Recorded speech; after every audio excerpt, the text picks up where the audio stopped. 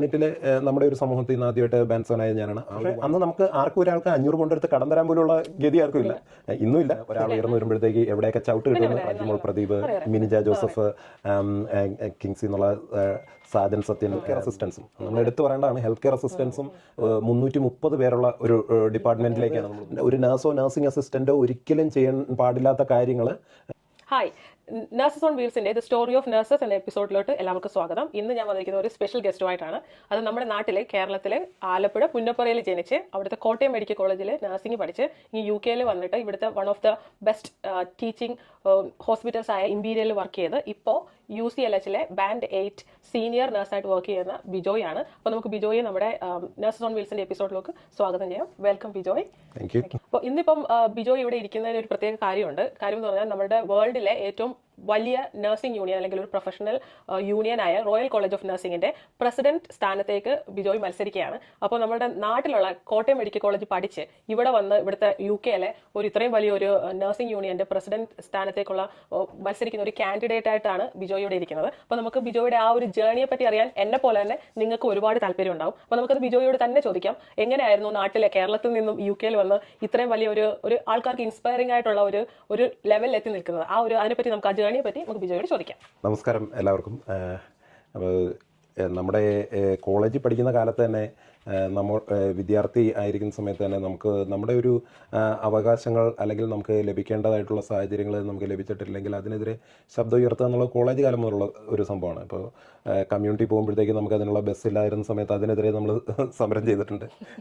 അപ്പോൾ നമ്മുടെ മാലിന്യ സംസ്കരണ പ്ലാന്റ്, മെഡിക്കൽ കോളേജിൻ്റെ മാലിന്യ സംസ്കരണ പ്ലാന്റ് നഴ്സിംഗ് കോളേജിൻ്റെ അടുത്തുകൊണ്ട് അതിൻ്റെ പുകക്കുഴൽ നമ്മുടെ ക്ലാസ് റൂമിലേക്ക് വെച്ചപ്പോൾ നമ്മൾ അതിനെതിരെ സമരം ചെയ്തിട്ടുണ്ട്. അപ്പോൾ കോളേജ് കാലത്ത് തന്നെ ഏത് പ്രശ്നങ്ങൾ നമ്മളായിരിക്കുന്ന സമൂഹത്തിന് എന്ത് ഒരു പ്രശ്നം വന്നാലും അതിൽ നമ്മൾ നേരിടുക അല്ലെങ്കിൽ അതിനെതിരെ ശബ്ദം ഉയർത്തുക എന്ന് പറയുന്ന ഒരു സംഭവം കോളേജ് കാലം മുതൽ തന്നെ ലഭിച്ചിട്ടുള്ള ഒരു സാധനമാണ്. പിന്നെ ഇവിടെ വന്നിട്ട് പ്രിയങ്ക ഗവൺമെന്റ് ആയിരിക്കും നമ്മൾ ആദ്യമായിട്ട് അത് ഞാൻ പറയാൻ പോയായിരുന്നു. ബിജോയ് അതുകൊണ്ട് ഫിനിഷ് ചെയ്യട്ടെ. എനിക്ക് ബിജോയെ 10 വർഷത്തിൽ മേളിൽ 10-14 വർഷമായിട്ട് അറിയാം. ഞാൻ അങ്ങ് നാട്ടില് നമ്മൾ നഴ്സിംഗ് സമരം നടക്കുന്ന സമയത്ത് നമ്മളൊക്കെ ഇറങ്ങി കളിക്കുന്ന സമയത്ത് നമുക്ക് ഇവിടെ ഇരുന്ന്, അതായത് അന്ന് ബിജോയ് ഇങ്ങനെ എത്തിപ്പോയി, അല്ലാതെ ബിജോയ് അവിടെ എത്തിയാണ്. അപ്പൊ അങ്ങനെ കുറെ ഇങ്ങനത്തെ തീപ്പൊരി പോരാളികൾ നമുക്ക് അവിടുന്ന് UK, ഓസ്ട്രേലിയ അങ്ങനെയുള്ള പല സ്ഥലത്തുനിന്ന് നമുക്ക് സപ്പോർട്ട് ചെയ്യായിരുന്നു. അങ്ങനെയാണ് എനിക്ക് ആദ്യമായിട്ട് ബിജോയെ പരിചയമുള്ളത് തന്നെ.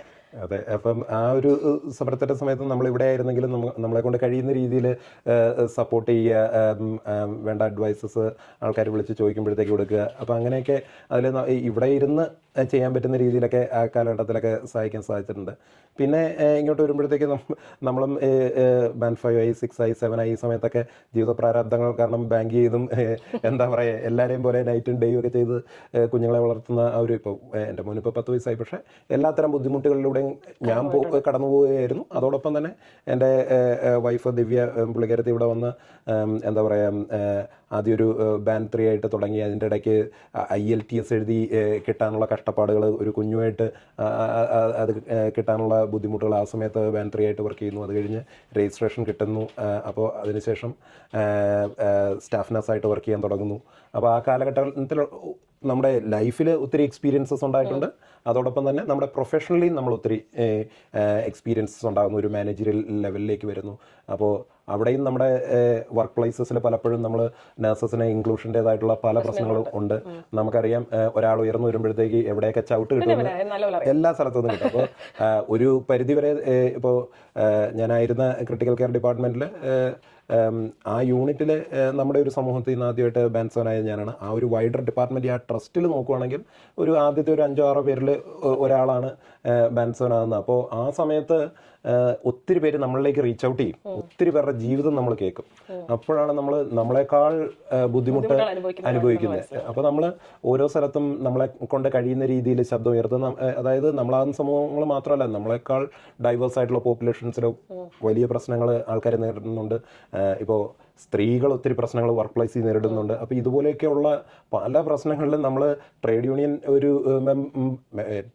മെമ്പർഷിപ്പ് നമുക്ക് നേരത്തെ തന്നെയുണ്ട്. പക്ഷേ എന്നാലും ഒരു സ്ഥാനമൊന്നും നമുക്കില്ല. പക്ഷേ എന്നാലും നമ്മളെ കൊണ്ട് ചെയ്യുന്ന രീതിയിൽ നമ്മൾ പല സ്ഥലത്തും ശബ്ദം ഉയർത്തിയിട്ടുണ്ട്. അപ്പോൾ അങ്ങനെയാണ് ഇച്ചിരി ഫാസ്റ്റ് ഫോർവേഡ് ചെയ്ത് കഴിഞ്ഞാൽ 2021 ഞാൻ കോവിഡിനൊക്കെ ശേഷം UCLHലെ ക്രിട്ടിക്കൽ കെയറിൽ സീനിയർ നഴ്സായിട്ട് പോകുമ്പോൾ 330 പേരുള്ള ഒരു ഡിപ്പാർട്ട്മെൻറ്റിലേക്കാണ് നമ്മൾ പോകുന്നത്. അപ്പം അത് മാനേജ് ചെയ്യുന്നത് ഞങ്ങൾ 3 പേരാണ്. അപ്പോൾ അങ്ങനെ ആ ഒരു ഡിപ്പാർട്ട്മെന്റിലേക്ക് പോകുന്നു. കോവിഡിൻ്റെതായിട്ടുള്ള അനുഭവത്തിൽ കൂടെ പോകുന്നു. നഴ്സുമാർ എന്തോരം, നഴ്സുമാർ മാത്രമല്ല കേട്ടോ, ഹെൽത്ത് കെയർ അസിസ്റ്റൻസും നമ്മൾ എടുത്തു പറയേണ്ടതാണ്. ഹെൽത്ത് കെയർ അസിസ്റ്റൻസും പലപ്പോഴും ഫോർഗോട്ടൺ ആയിട്ടുള്ള ഒരു കൂട്ടം ആൾക്കാരാണ് ഹെൽത്ത് കെയർ അസിസ്റ്റൻസ്. അപ്പോൾ അവരുടെ സേവനം പലപ്പോഴും അൺസങ് ഹീറോസ് ആണ്. അപ്പോൾ അത്തരം ആൾക്കാരുടെയൊക്കെ വോയിസ് എങ്ങും എത്തുന്നില്ല.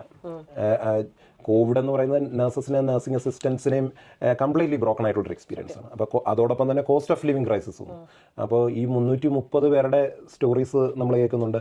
അതോടൊപ്പം തന്നെ നമുക്കുള്ളൊരു വിസിബിലിറ്റി കാരണം പുറത്തുനിന്ന് യുകെയുടെ പല ഭാഗത്തു നിന്നുള്ള ആൾക്കാർ നമ്മളെ റീച്ച് ഔട്ട് ചെയ്യുന്നുണ്ട്. അപ്പം അങ്ങനെ ഇരിക്കുകയാണ് നമ്മുടെ നഴ്സിംഗ് സമരം വരുന്നത്. അതിൻ്റെ ഇപ്പോൾ എൻ്റെ പിയർ ഗ്രൂപ്പിലുള്ള എല്ലാവരും തന്നെ ആ സമരത്തിലേക്കൊന്നും പോകുന്നില്ല. അപ്പോൾ എനിക്ക് പക്ഷേ നിർബന്ധം ഉണ്ടായിരുന്നു, ഇങ്ങനെ ഒരു സംഭവം നടക്കുമ്പോഴത്തേക്കും നമ്മളാൽ കഴിയുന്ന ബെസ്റ്റ് നമ്മൾ ചെയ്യണം. നമ്മുടെ കൂട്ടത്തിലുള്ള ഒരാൾ പോലും ഫുഡ് ബാങ്കിൻ്റെ ഫ്രണ്ടിൽ ക്യൂ നിൽക്കാൻ പാടില്ല. നമ്മുടെ ഒരാളുടെ പോലും കുഞ്ഞുങ്ങളുടെ അവസരങ്ങൾ ഉണ്ടാകാൻ പാടില്ല. അത് നിർബന്ധമുള്ള കാര്യമാണ്. അപ്പോൾ അതുകൊണ്ടാണ് ഞാൻ എന്നെ റോസ്റ്റർ ചെയ്തിരിക്കുന്ന എല്ലാ ഷിഫ്റ്റിലും ഞാൻ സമരം ചെയ്തു. എന്നെ റോസ്റ്റർ ചെയ്തിരിക്കുന്ന എല്ലാ ഷിഫ്റ്റിലും സമരം ചെയ്തെന്ന് മാത്രമല്ല, ഇത് കുറച്ച് റിസ്കി ആയിട്ടുള്ള സംഭവമാണ്. നമ്മൾ അതിൻ്റെ എന്താ പറയുക, സീനിയർ റോളിൽ ഇരിക്കുമ്പോഴത്തേക്ക് അതിൻ്റെ പിക്കറ്റ് ലീഡർ ആകുക എന്നുള്ളത്. പല കോർണറിൽ നിന്നും എന്താ പറയുക, പല കമൻസും വരും. നമ്മൾ കാര്യമാക്കുന്നില്ല. നമ്മളെ സംബന്ധിച്ചിടത്തോളം നമ്മളായിരിക്കുന്ന നഴ്സിംഗ് സമൂഹത്തിൻ്റെ, നഴ്സിംഗ് അസിസ്റ്റൻസിൻ്റെ ശബ്ദം ഉയർത്താൻ ആദ്യമായിട്ട് നമുക്ക് ഈ യുകെയുടെ തെരുവിൽ ഉയർത്താൻ, ഗവൺമെൻറ്റിൻ്റെ മുമ്പിൽ ഉയർത്താൻ നമുക്ക് അവസരം കിട്ടിയാൽ നമ്മളത് പൂർണ്ണമായിട്ട് ഉപയോഗിക്കണം. അപ്പോൾ അങ്ങനെയാണ് ഞാൻ ആ ഒരു ഇതിലേക്ക് വരുന്നത്. അപ്പോൾ നമ്മുടെ ആ ഒരു ഇത് കണ്ടിട്ടാണ് ഒത്തിരി മാധ്യമങ്ങൾ ആ സമയത്ത് അൽ ജസീറ, BBC അങ്ങനെയൊക്കെയുള്ള ആൾക്കാരൊക്കെ ഇത് ചെയ്തപ്പോൾ, ഗാർഡിയൻ അങ്ങനെയൊക്കെ ഉള്ള മാധ്യമങ്ങളിൽ വന്നപ്പോൾ വീണ്ടും ഒത്തിരി ആൾക്കാർ നമ്മളെ റീച്ച് ഔട്ട് ചെയ്യാൻ തുടങ്ങി. അപ്പോൾ ഒത്തിരി ആൾക്കാരുടെ ലൈഫ് നമ്മുടെ മുമ്പിൽ വരുമ്പോൾ നമുക്കത് പ്രതികരിക്കാതിരിക്കാൻ പറ്റാത്തൊരവസ്ഥ നമുക്കുണ്ട്. അപ്പോൾ അങ്ങനെ നോക്കുമ്പോഴത്തേക്കാണ് ഈ കാലയളവിൽ alliance of senior Kerala nurses എന്ന് പറയുന്ന ഒരു മലയാളി സീനിയർ നഴ്സസിൻ്റെ ഒരു കൂട്ടായ്മ രൂപീകരിക്കുന്നു. അപ്പോൾ അത് നമ്മൾ പാർലമെൻറ്റിൽ ലോഞ്ച് ചെയ്യുന്നു. അപ്പോൾ യുകെയിൽ ഒത്തിരി, ഞാൻ യുകെയിലെ ഏറ്റവും ബെസ്റ്റ് നഴ്സാണെന്നോ അല്ലെങ്കിൽ ഏറ്റവും ലീഡർഷിപ്പ് ഉള്ള ആളാണെന്നൊന്നും ഞാൻ അവകാശപ്പെടുന്നില്ല. പക്ഷേ ഒരു കൂട്ടം നഴ്സസ് ഒരുമിച്ച് വന്നു. അപ്പോൾ അവരൊക്കെ ആയിട്ട് യോജിച്ച് പ്രവർത്തിക്കാൻ സാധിക്കുന്നുണ്ട്. അപ്പോൾ വർക്ക് ഫോഴ്സിൻ്റെ ആണെങ്കിലും അല്ലെങ്കിൽ എന്താ പറയുക, നമ്മുടെ കരിയർ പ്രോഗ്രഷൻ്റെ ആണെങ്കിലും ഇപ്പോൾ ഹെൽപ്പ് ചെയ്യുന്ന ഒത്തിരി പേരുണ്ട്. ഇപ്പോൾ എല്ലാവർക്കും അറിയാം, ഇപ്പോൾ ഡോക്ടർ അജിമോൾ പ്രദീപ്, മിനിജ ജോസഫ്, കിങ്സി എന്നുള്ള സാജൻ സത്യൻ, അങ്ങനെ ഒത്തിരി പേരുണ്ട്. ഞാൻ എല്ലാവരുടെയും പേരെടുത്ത് പറയുന്നില്ല. പക്ഷേ അപ്പോൾ ഏതാണ്ട് ഒരു 150ഓളം വരുന്ന അത്രയും ആൾക്കാരെ ഒരുമിച്ച് നമ്മൾ കൊണ്ടുവന്നു. അപ്പം ഇപ്പം അങ്ങോട്ടും ഇങ്ങോട്ടും ഒത്തിരി ആൾക്കാരുടെ പ്രശ്നങ്ങൾ ഷെയർ ചെയ്യുന്നു. അപ്പോൾ നമുക്ക് കൂടുതൽ പ്രശ്നങ്ങൾ നമ്മൾ കേൾക്കുകയാണ്. അപ്പോൾ നമുക്കിതിനൊരു മാറ്റം വരണം. അപ്പോൾ ഏറ്റവും കൂടുതൽ മാറ്റം വരുത്താനായിട്ട് ഇൻഫ്ലുവൻസ് ചെയ്യാൻ പറ്റുന്ന ഒരു യൂണിയൻ എന്ന് പറയുന്നത് റോയൽ കോളേജ് ഓഫ് നഴ്സിംഗ് ആണ്. അതിന് 5 ലക്ഷത്തോളം അംഗങ്ങളുണ്ട്. 5 ലക്ഷത്തോളം അംഗങ്ങളുള്ള ഒരു യൂണിയന് ചെയ്യാൻ പറ്റുന്ന എല്ലാം ആ യൂണിയൻ ചെയ്യുന്നുണ്ടോ എന്ന് ചോദിച്ചാൽ ഇല്ല എന്നാണ് അർത്ഥം. അപ്പോൾ എന്നാൽ യൂണിയന് റീസോഴ്സസ് ഉണ്ട്, അതിന് ആൾക്കാരുണ്ട്. പക്ഷെ അത് വേണ്ടത്ര ആൾക്കാരുമായിട്ട് എൻഗേജ് ചെയ്യുന്നൊരു യൂണിയനായിട്ട് മാറുന്നില്ല. അത് പ്രൊഫഷണൽ ബോഡി എന്നുള്ള നിലയ്ക്ക് ഒത്തിരി സേവനങ്ങൾ ചെയ്യുന്നുണ്ട്. അപ്പോൾ ഈ അവസ്ഥയ്ക്ക് എങ്ങനെ മാറ്റം വരും? നമ്മളിപ്പോൾ നോക്കിക്കഴിഞ്ഞാൽ നമ്മളതിന് ഒന്നാമത്തെ സ്റ്റെപ്പ് എടുത്ത് വെക്കുക എന്ന് പറയുന്നത് നമ്മൾ അതിൻ്റെ അകത്ത് പോകുക എന്നുള്ളതാണ്. നമ്മുടെ വോയിസ് അവിടെ എത്തിക്കുക എന്നുള്ളതാണ്. ഏറ്റവും ഉയർന്ന ശബ്ദത്തിൽ അത് എത്തിക്കാൻ പറ്റുന്നൊരു സ്ഥാനം എന്നുള്ള രീതിക്കാണ് ആ സ്ഥാനത്തിലേക്ക് മത്സരിക്കുന്നത്. അത് ജയവും തോൽവിയും എന്നൊക്കെയുള്ള രണ്ടാമത്തെ സംഭവം. പക്ഷേ എന്നെ ഏറ്റവും ഇൻസ്പയർ ചെയ്യുന്ന ഒരു സംഭവം എന്ന് പറഞ്ഞു കഴിഞ്ഞാൽ, ഞാൻ മത്സരിക്കാൻ തീരുമാനിച്ച ആ വിവരം പുറത്തു വന്നതിന് ശേഷം ഒത്തിരി ആൾക്കാർ ട്രേഡ് യൂണിയൻ എന്ന് പറയുന്ന ഒരു സംഭവത്തെക്കുറിച്ച് അവരറിയുകയാണ്. അവർ കൂടുതൽ പേര് യൂണിയൻ മെമ്പർഷിപ്പ് എടുക്കുകയാണ്. അപ്പോൾ ആയിരക്കണക്കിന് ആൾക്കാർക്ക് ഒന്ന് ഞാൻ ജയിച്ചാലും ഇല്ലെങ്കിലും union membership, work place protection, അവർക്ക് എന്താ പറയുക, ഡിസ്ക്രിമിനേഷൻസിൽ നിന്ന് ഉള്ള ഒരു മോചനം കിട്ടാനുള്ള ഒരു അവസ്ഥ, അതോടൊപ്പം നിയമസഹായം. RCN ആണ് യുകെയിലെ ഏറ്റവും വലിയ ലീഗൽ ടീമുള്ള യൂണിയൻ. ഞാൻ ഈ കഴിഞ്ഞ 10 വർഷമായിട്ട് NHS വർക്ക് ചെയ്യുന്നത്, പല തവണയായിട്ട് എനിക്ക് പല കാര്യങ്ങൾക്ക് RCN ഇൻവോൾവ് ചെയ്യിപ്പിക്കേണ്ടതുണ്ട്. അതെനിക്കൊരു വലിയ ആശ്വാസമായിരുന്നു തന്നെ പറയാം. ഞാൻ എൻ്റെ അനുഭവത്തിൽ നിന്ന് ഞാൻ കഴിഞ്ഞ ദിവസം വീഡിയോ ഇട്ടായിരുന്നു. അപ്പോൾ അതിന് താഴെ വന്ന കുറേ കമന്റ്സ് ഉണ്ട്. അതായത്, നാട്ടിലെ പോലെ നിങ്ങൾ ഇവിടെ യൂണിയൻ തുടങ്ങി ഇവിടെ കുട്ടിച്ചോറാക്കാൻ ഇറങ്ങിയേക്കുവാണോ? അങ്ങനെയുള്ളവരോട് നിങ്ങൾക്ക് എന്തെങ്കിലും പറയാനുണ്ടോ? അല്ല, അങ്ങനെയുള്ളവർക്ക് എനിക്ക് പറയാനുള്ള ഒരു സംഭവം എന്ന് പറഞ്ഞാൽ, പ്രിയങ്കയെ നമ്മൾ പരിചയപ്പെട്ടിരിക്കുമ്പോൾ തന്നെ നഴ്സിംഗ് ഹോമിൽ വർക്ക് ചെയ്യുന്ന കാലത്ത് ആദ്യം നമ്മൾ സംസാരിച്ചത് ഒരു ഡിസ്ക്രിമിനേറ്ററി എക്സ്പീരിയൻസ് ഉണ്ടായപ്പോൾ, അന്ന് എനിക്കൊന്ന് ഞാൻ ബാൻ 5 ആയിരിക്കുന്ന സമയമാണ്. അതെ. ആ സമയത്ത് നമ്മൾ ഒരു ലീഗൽ ഹെൽപ്പ് എടുക്കാൻ വേണ്ടിയിട്ട് ഒരു കത്ത് എഴുതാൻ ഒരാളോട് ചോദിച്ചപ്പോൾ, എപ്പോഴാ 10 കൊല്ലം മുമ്പാണെന്ന് പറഞ്ഞു. 2013 11 വർഷം മുമ്പ് 500 പൗണ്ടാണ് ഒരു കത്ത് എഴുതാൻ അന്ന് ചോദിച്ചത്. അന്ന് 1000-1200 കൊണ്ട് ശമ്പളം കിട്ടുമ്പോഴാണ് 500 പോണ്ട് ചോദിക്കുന്നത്. അല്ല, ഞാനത് സത്യം പറഞ്ഞാൽ മറന്നിരിക്കുമായിരുന്നു അന്ന്. പക്ഷെ അന്ന് നമുക്ക് ആർക്കും ഒരാൾക്ക് 500 പൗണ്ട് എടുത്ത് കടം തരാൻ പോലുള്ള ഗതി ആർക്കും ഇല്ല, ഇന്നും ഇല്ല. അല്ല, ഞാൻ പറയുന്നതെന്ന് പറഞ്ഞാൽ അത്രയും ഒരു ഇതാണ്. അപ്പം ഇങ്ങനെയുള്ള ആ 2013 ഉണ്ടായ അനുഭവം പിന്നീട് ഇത് റിപ്പീറ്റ് തുടർന്നു. ഞാൻ പറഞ്ഞില്ലേ, അന്ന് നഴ്സിംഗ് ഹോമിൽ മാറി NHS വന്നു, പല ബാൻഡായി. ബാൻഡ് 7 വന്നപ്പോഴും ഇപ്പോഴും ഞാനിപ്പോൾ ഇറങ്ങിയ വഴിക്കും ഞാൻ അവിടെ എന്റെ വോയിസ് റേസ് ചെയ്തിട്ടാണ് ഞാൻ ആ ജോലിയിൽ നിന്ന് ഇറങ്ങിയത്. കാരണം നമ്മൾ തെറ്റുകളാണ് മുന്നിൽ കണ്ടുകൊണ്ടിരിക്കുന്നത്. ആൾക്കാർ അത് കണ്ടിട്ട് അവിടെ ഇറങ്ങി ഓടുന്നല്ലാതെ അവർ നമ്മുടെ വർക്ക് പ്ലേസ് എങ്ങനെ നന്നാക്കാൻ ആരും ചിന്തിക്കത്തില്ല. ഇനി വരുന്നവർക്ക് അത് ആ എൻവയോൺമെന്റ് സേഫ് ആണോ ആരും അതൊന്നും നോക്കുന്നില്ല. എനിക്ക് മതിയായി, ഞാൻ പോവാണ്. അങ്ങനെയാണ് ആൾക്കാർ ചെയ്യുന്നത്. അതാണ് അതിന്റെ ഒരു സംഭവം. പുതിയതായിട്ട് പ്രൊഫഷനിലേക്ക് വരുന്ന ആൾക്കാർക്ക് ഹെൽപ്പ് ആവശ്യമുണ്ട്. അപ്പം ഈ ട്രേഡ് യൂണിയൻ പ്രൊട്ടക്ഷനിലേക്ക് ആൾക്കാർ കൂടുതലായിട്ട് വന്നാൽ തന്നെ ഈ ഒരു ക്യാമ്പയിൻ വിജയിച്ചു എന്നാണ് എൻ്റെ ഒരു ഇപ്പോൾ എൻ്റെ അറിവിൽ. ഏതാണ്ട് പുതിയതായിട്ട് കഴിഞ്ഞൊരു ഒറ്റയാഴ്ചക്കിടയിൽ 126 പേര് പുതുതായിട്ട് ജോയിൻ ചെയ്തു. ഇത് ഒറ്റ ഒരാൾ മാത്രം, അതായത് ഞാനല്ല, എൻ്റെ ഈ ഒരു ഇത് അറിഞ്ഞ് കേട്ട് വന്ന ഒറ്റ ഒരാൾ എന്നെ ഇന്നലെ വിളിച്ച് പറഞ്ഞതാണ്. ആ പുള്ളി 2 ദിവസത്തിനുള്ളിൽ 126 പേരെ പുതുതായിട്ട് യൂണിയനിൽ ജോയിൻ ചെയ്യിപ്പിച്ചു. It's a huge success. ആ 126 ജീവിതങ്ങളെ ടച്ച് ചെയ്യാൻ സാധിച്ചാൽ അത് മതി. ഇതെനിക്കറിയുന്നതാണ്. ഇതുപോലെ പല പല ആൾക്കാരും പല പല സ്ഥലത്തും ജോയിൻ ചെയ്യുന്നുണ്ട്. അപ്പോൾ ഈ യൂണിയനെ കൂടുതൽ ആൾക്കാർ ഇതിനകത്തേക്ക് വരികയും ഇതിനെ കൂടുതൽ എൻഗേജിങ് ആയിട്ടുള്ളൊരു യൂണിയനായിട്ട് മാറ്റണം. ഇതൊരു ഇപ്പോൾ സംഭവിക്കുന്നതെന്ന് പറഞ്ഞു കഴിഞ്ഞാൽ യൂണിയൻ ഓരോ മെസ്സേജസ് ആൾക്കാർക്ക് അയക്കും, തിരിച്ച് നമ്മൾ പറയുന്ന യൂണിയൻ എങ്ങനെ ഈ 1,00,000 പേരുള്ള ലണ്ടനിൽ ആകെ 8-9 ബ്രാഞ്ച് എങ്ങാണ്ടേ ഉള്ളൂ. അപ്പോൾ ഒരു ബ്രാഞ്ചിൽ ഏതാണ്ട് ഒരു 12,000 പേരെങ്കിലും ഉണ്ടെങ്കിലാണ് ആ ഒരു ബ്രാഞ്ച്, അല്ല ആ ബ്രാഞ്ചിലെ മെമ്പേഴ്സിന്റെ എണ്ണം ഏതാണ്ട് 12,000 പേരാണ്. അല്ല ശരിയല്ല, ഞാൻ പറയാം. കാര്യം എന്ന് വെച്ചാൽ ഞാൻ നോർത്ത് വെസ്റ്റ് ലണ്ടനാണ്. ഇപ്പൊ ഞാൻ അവരെ ആക്സസ് ചെയ്യുമ്പോൾ അവരുടെ കയ്യിൽ ഒതുങ്ങാത്ത അവരവരുടെ ബ്രാഞ്ചിലോട്ട് വിടുന്നത്. അവിടെ എന്ന് പറഞ്ഞു കഴിഞ്ഞാൽ നമുക്കൊരു ഡേറ്റ് കിട്ടാൻ വലിയ പാടാ. കാരണം ആൾക്കാർ കുറവാണ് കേസ് മാനേജ് ചെയ്യുന്നത്. അവർക്ക് അത്രയ്ക്കുള്ള കേസുണ്ട്. അപ്പൊ അതിന് അതൊന്ന് വർക്ക് പ്ലേസ് പ്രൊട്ടക്ഷൻ്റെതായിട്ടുള്ള ഇപ്പൊ റെപ്രസെന്റ് ചെയ്യുന്നതായിട്ടുള്ള സംഭവങ്ങളൊന്ന്. പക്ഷെ നമ്മുടെ ജീവിതം മെച്ചപ്പെടുത്തണം എന്നുണ്ടെങ്കിൽ നമ്മൾ കൂട്ടായിരുന്ന് ചിന്തിക്കണ്ടേ. ഈ വാർഡിൽ ഡയറക്റ്റ് കെയർ ഡെലിവറി ചെയ്യുന്ന ആൾക്ക്, അത് നഴ്സ് ആയിക്കോട്ടെ നഴ്സിംഗ് അസിസ്റ്റൻ്റ് ആയിക്കോട്ടെ, ആ ഡയറക്റ്റ് കെയർ ഡെലിവറി ചെയ്യുന്ന ആൾക്ക് എന്ത് സപ്പോർട്ടാണ് നമുക്ക് ചെയ്യാൻ പറ്റുന്നത്? അല്ലെ അവൻ്റെ ഐഡിയ ആ കെയർ ഡെലിവറി ചെയ്യുന്ന ആളുടെ ശബ്ദം എങ്ങനെ കേൾക്കും? നമുക്ക് ഇപ്പോൾ സീനിയർ നഴ്സസിൻ്റെതായിട്ടുള്ള അക്കാഡമിഷ്യൻസിൻ്റെയോ അല്ലെങ്കിൽ മാനേജ്മെൻറ്റ് റിസർച്ചേഴ്സ്, ഇവർക്കെല്ലാവർക്കും എന്താ പറയുക പ്രശ്നങ്ങളുണ്ട്. അതൊക്കെ അപ്രോപ്രിയേറ്റ്ലി ഇത് ചെയ്യാൻ വഴികളുണ്ട്, ഒക്കെ ഉണ്ട്. പക്ഷേ അവർക്കാണ് ഏറ്റവും കൂടുതൽ അടിച്ചമർത്തൽ. അവരാണ് പേഷ്യന്റിനെ ഫേസ് ചെയ്യുന്നതും ബുള്ളിങ് ആണെങ്കിലും ഹറാസ്മെന്റ് ആണെങ്കിലും ഡേ ടു ഡേ ബേസിസിൽ അവരാണ് ഫേസ് ചെയ്യുന്നത്. സത്യം. അപ്പൊ ഈ NHS-ലാണെങ്കിൽ ബാൻഡ് 2, 3, 4, 5, 6, 7 വരെയുള്ള തലങ്ങളിലാണ് ഏറ്റവും കൂടുതൽ ബുദ്ധിമുട്ടുള്ളത്. നഴ്സിംഗ് ഹോമിലാണെങ്കിലും ഇതേ പ്രശ്നങ്ങളുണ്ട്. വെൽ റൺ ആയിട്ടുള്ള നഴ്സിംഗ് ഹോമുകൾക്ക് ചിലപ്പോൾ ആ പ്രശ്നങ്ങൾ ഉണ്ടാവില്ല. ചിലപ്പം ഒത്തിരി നഴ്സിംഗ് ഹോമുകൾ ആ ഒരു തലത്തിലുള്ളതാണ്. പക്ഷെ അങ്ങനെ അല്ലാത്ത ഒത്തിരി നഴ്സിംഗ് ഹോമുകളുണ്ട്. അതായത് ഒരു നഴ്സോ നഴ്സിംഗ് അസിസ്റ്റന്റോ ഒരിക്കലും ചെയ്യാൻ പാടില്ലാത്ത കാര്യങ്ങൾ ചെയ്യിപ്പിക്കുന്ന സ്ഥലങ്ങളുണ്ട്. അല്ലെങ്കിൽ നിയമവിരുദ്ധമായിട്ടുള്ള കാര്യങ്ങൾ ചെയ്യുന്ന സ്ഥലങ്ങളുണ്ട്. വിസയ്ക്ക് വേണ്ടിയിട്ട് പൈസ മേടിക്കുന്ന സ്ഥലങ്ങളുണ്ട്. സിഫി റൂട്ടിൽ പോകുന്ന കാൻഡിഡേറ്റ്സിന് റെഫറൻസ് കൊടുക്കാൻ പൈസ മേടിക്കുന്ന സ്ഥലങ്ങളുണ്ട്. റെഫറൻസ് കൊടുക്കാത്ത സ്ഥലങ്ങളുണ്ട്. അതെ. അപ്പൊ ഇങ്ങനെയൊക്കെയുള്ള സ്ഥലങ്ങളുണ്ട്. അപ്പോൾ ഇങ്ങനെയുള്ള വലിയ ചൂഷണങ്ങൾക്ക് ആൾക്കാർ നേരിടുമ്പോൾ നമുക്ക് ഏറ്റവും കൂടുതൽ ശക്തിയുള്ള ഒരു യൂണിയനിൽ നമ്മുടെ ശബ്ദം ഏറ്റവും ശക്തിയായിട്ട് കേൾപ്പിക്കാനുള്ളൊരു അവസരം എന്നുള്ള നിലയ്ക്കാണ് ഞാനിത് കാണുന്നത്. അപ്പം നമ്മൾ ഇപ്പോൾ ഇതൊരിക്കലും ഇപ്പോൾ ഞാനൊരു മലയാളി ആയതുകൊണ്ട് മലയാളികളുടെ പ്രശ്നങ്ങൾ എന്നുള്ളതല്ല. നമ്മൾ നഴ്സിംഗ് സമൂഹം ഒന്നിച്ച് ഒറ്റക്കെട്ടായിട്ട് നമ്മൾ നിൽക്കണം. നമ്മുടെ നഴ്സിംഗ് അസിസ്റ്റൻസിനെ ചേർത്ത് പിടിക്കണം. അവരുടെ പ്രൊഫഷണലായിട്ട് വരുന്ന പ്രശ്നങ്ങൾ, വർക്ക് പ്ലേസിലെ പ്രശ്നങ്ങൾ നമുക്ക് അഡ്രസ്സ് ചെയ്യാൻ സാധിക്കണം. നമുക്കപ്പോൾ എല്ലാവർക്കും ഒരുമിച്ച് നിന്ന് കഴിഞ്ഞാൽ നമ്മൾ കെയർ ഗിവേഴ്സ് ആയതുപോലെ തന്നെ നമുക്ക് കെയർ കിട്ടേണ്ട ആവശ്യമുണ്ട്. നമ്മൾ ഈ NHS-നെ അല്ലെങ്കിൽ നാളെ ഭാവിയിൽ നഴ്സിംഗ് ഹോംസിനെ ആക്സസ് ചെയ്യുമ്പോൾ നമുക്കും ഏറ്റവും ബെസ്റ്റ് കെയർ കിട്ടണം. അപ്പോൾ അതിന് നമ്മൾ തന്നെ ഇറങ്ങി പുറപ്പെടണം. അപ്പോൾ അത് അങ്ങനെയുള്ളൊരു ഇതാണ് ഞാൻ വിചാരിക്കുന്നതെന്ന് പറഞ്ഞു കഴിഞ്ഞാൽ, നാളെ കൂടുതൽ ആൾക്കാർ, ഇതുവരെ യൂണിയനുകളുമായിട്ട് എൻഗേജ് ചെയ്യാത്ത കൂടുതൽ ആൾക്കാർ യൂണിയനുമായിട്ട് എൻഗേജ് ചെയ്യാൻ പറ്റുന്ന ഒരു അവസ്ഥയിലേക്ക് നമുക്ക് വന്നു കഴിഞ്ഞാൽ അതൊരു ഹ്യൂജ് സക്സസ് ആണ്. ഇതിനകത്തൊരു വ്യക്തിപരമായിട്ടുള്ള വിജയം പരാജയം എന്ന് പറയുന്നൊരു സാധ്യതയല്ല. നമ്മൾ നഴ്സിംഗ് സമൂഹം, നഴ്സിംഗ് അസിസ്റ്റൻസ് ഉൾപ്പെടെയുള്ള ആ ഒരു സമൂഹം അതിൻ്റെ പ്രൊഫഷണൽ ഡിഗ്നിറ്റി, നമ്മുടെ ക്വാളിറ്റി ഓഫ് കെയർ, നമ്മുടെ ജീവിത നിലവാരം, നമ്മുടെ കുഞ്ഞുങ്ങൾ, നമ്മുടെ ഫാമിലി ഇവർ സ്ട്രഗിൾ ചെയ്യുന്ന അവസ്ഥ ഒഴിവാക്കുക. അങ്ങനെ പൊതുവായിട്ടുള്ള സമൂഹത്തിന് ഒരുമിച്ച് മുന്നേറാനായിട്ട് നമ്മുടെ ഭാഗത്തുനിന്ന് ഒരു കുഞ്ഞു കാൽവെപ്പ്.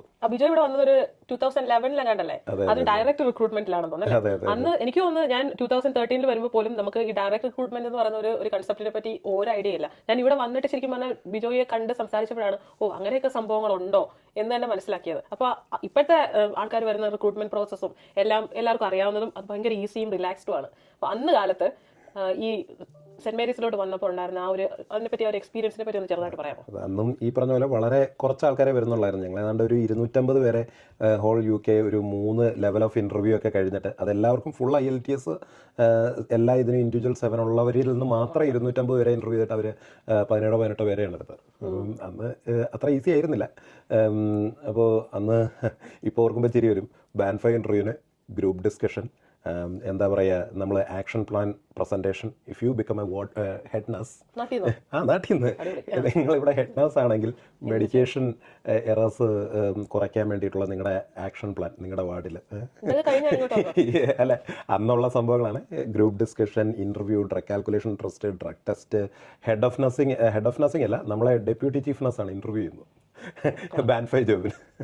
അപ്പോൾ ഓർക്കണം എന്തായാലും. പക്ഷേ ഐ മീൻ അത് സക്സസ്ഫുള്ളായി. അന്ന് ഞങ്ങളിവിടെ വന്നത് സെയിൻറ്റ് മേരീസ് ഹോസ്പിറ്റലിലാണ് അന്ന് വരുന്നത്. അന്ന് ഇൻറ്റൻസീവ് കെയർ.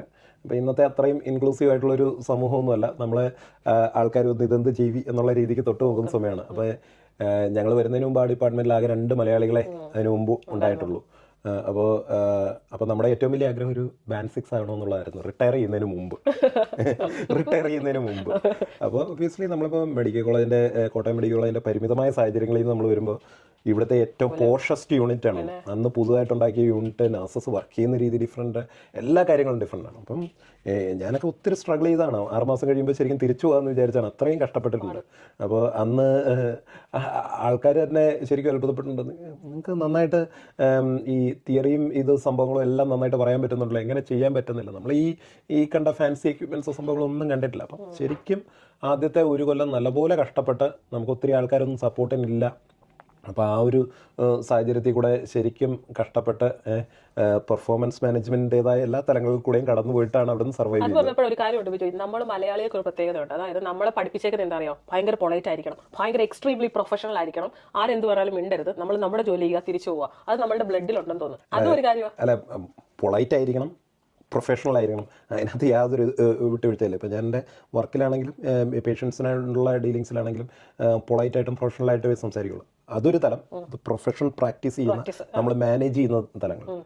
അതേസമയം നമ്മുടെ റൈറ്റ്സിന് വേണ്ടി ശബ്ദം ഉയർത്തുക എന്ന് പറയുന്നത് എൻറ്റയർലി ഡിഫറെൻറ്റ് തിങ് ആണ്. അവിടെയും പൊളൈറ്റായിട്ടും പ്രൊഫഷണലായിട്ടുമാണ്. പക്ഷേ നമ്മുടെ ശബ്ദം നമ്മൾ കൃത്യമായി ആർട്ടിക്കുലേറ്റ് ചെയ്യണം. അപ്പോൾ ഈ എന്താ പറയുക, പല സാഹചര്യങ്ങളിലും നമ്മുടെ പ്രശ്നം എന്താണെന്ന് വെച്ച് കഴിഞ്ഞാൽ നമുക്കറിയാം എന്താണ് നമ്മുടെ പ്രശ്നം. പക്ഷേ നമ്മളത് ഏത് പോളിസിയുടെ ലംഘനമായിട്ട് വരും, അല്ലെങ്കിൽ ഏത് റൂളിൻ്റെ ലംഘനമാണ്, അല്ലെങ്കിൽ ഏത് വാല്യൂവിൻ്റെ ലംഘനമാണെന്ന് നമ്മൾ ആർട്ടിക്കുലേറ്റ് ചെയ്യില്ല. നമുക്ക് നമ്മുടെ പ്രശ്നം അറിയാം, നമുക്ക് അത് നമ്മളെ ബാധിക്കുന്നുണ്ടെന്നറിയാം. പക്ഷേ അത് നിയമത്തിൽ അല്ലെങ്കിൽ പോളിസി പ്രോട്ടോകോൾസ് പ്രോസസ്സിൽ ഏതിൻ്റെ ലംഘനമായിട്ട് വരുമെന്ന് നമ്മൾ പലപ്പോഴും ആർട്ടിക്കുലേറ്റ് ചെയ്യില്ല. അതാണ് ഞാൻ ആദ്യം ചെയ്തത്. എനിക്ക് ചവിട്ട് കിട്ടിക്കൊണ്ടിരുന്ന കാലത്ത് ഞാൻ ആദ്യം ചെയ്തതെന്ന് പറഞ്ഞു കഴിഞ്ഞാൽ നമ്മുടെ പോളിസീസും പ്രോട്ടോകോൾസും ഒക്കെ വായിച്ചു പഠിച്ചു എന്നുള്ളതാണ്. അപ്പോൾ പിന്നീട് ആ പോളിസീസിൻ്റെയും പ്രോട്ടോകോൾസിൻ്റെയും റൂൾസിൻ്റെയും പിൻബലത്തോടു കൂടി സംസാരിക്കാൻ തുടങ്ങിയപ്പോഴാണ് എൻ്റെ ശബ്ദം ആൾക്കാർ ശ്രദ്ധിച്ചു തുടങ്ങിയത്. അപ്പോൾ ആ ശബ്ദം ആൾക്കാർ കേൾക്കാൻ തുടങ്ങിയപ്പോൾ മുതൽ എനിക്ക് എന്താണ് വേണ്ടതെന്ന് എനിക്ക് പറയാൻ സാധിച്ചു.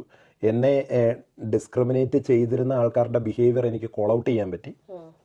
അതെൻ്റെ മാനേജേഴ്സിൻ്റെ അടുത്ത് വ്യക്തമായി പറയാൻ സാധിച്ചു. അപ്പോൾ എനിക്കുള്ള റൈറ്റ് ഫോം ഓഫ് സപ്പോർട്ട് കിട്ടി തുടങ്ങിയപ്പോഴാണ് ഞാൻ മെച്ചപ്പെട്ടത്. എൻ്റെ കോൺഫിഡൻസിനെയും എൻ്റെ മാനസികാവസ്ഥയെല്ലാം ബാധിച്ചിരുന്നൊരു കാലഘട്ടമുണ്ട്. അപ്പോൾ ആ തലത്തിൽ നിന്ന് ഞാൻ പ്രോഗ്രസ് ചെയ്യാൻ തുടങ്ങിക്കഴിഞ്ഞ് പിന്നെ ഇതേപോലെ ഏത് സാഹചര്യം വന്നാലും എനിക്കത് അപ്ലൈ ചെയ്യാൻ സാധിച്ചു. അപ്പം ഏതാണ്ടൊരു 3.5-4 കൊല്ലത്തോളം എടുത്ത് ഞാൻ ബാൻഡ് 5 നിന്ന് 6 ആയത്. പക്ഷേ 6 നിന്ന് 7 ആകാൻ 18 മാസത്തിൽ താഴെ എടുത്തുള്ളൂ. അല്ല, ഇപ്പോൾ വരുന്ന ആൾക്കാരെന്നൊക്കെ പറഞ്ഞാൽ 2-2.5 വർഷം കൊണ്ട് ബാൻഡ് 7 ആയവരൊക്കെ എനിക്കറിയാം. കാര്യം എന്ന് വെച്ചാൽ ഇപ്പോൾ കുറച്ചുകൂടെ ഈസിയാണ്. നമ്മൾ വന്ന ഒരു സാഹചര്യം കൂടെ തന്നെയല്ല, ഇപ്പോൾ കൂടുതൽ ഓപ്പർച്യൂണിറ്റീസ് ഉണ്ട്. അന്നിപ്പോൾ ഹോൾ ഹോസ്റ്റ് ഓഫ് എന്താ പറയുക CNS റോൾസ് അന്നില്ല, അഡ്വാൻസ് പ്രാക്ടീസ് റോൾസ് ഇല്ല, എന്താ പറയുക മാനേജ്മെൻറ്റ് തലത്തിൽ ഇത്രയും മൂവ്മെൻറ്റ്സ് ഇല്ല. ഇപ്പോൾ